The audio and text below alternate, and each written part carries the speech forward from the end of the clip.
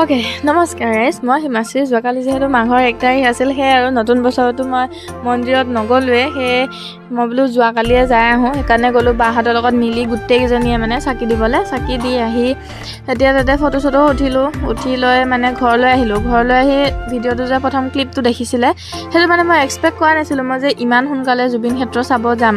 তাত কালি আহিছিলে দাদা আৰু বৌ, সেইকাৰণে ক'লে কি বৌকো দেখাই আনো তোকো দেখাই আনো ব'ল দুইজনীকে।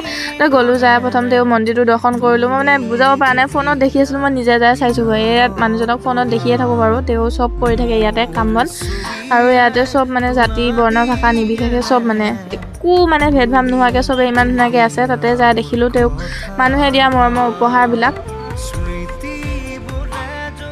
তাৰপিছত এতিয়া মানে ইমান মানুহৰ ভিৰ হৈছে, মানে প্ৰথম যেনেকুৱা আছিল সেনেকুৱাই আৰু।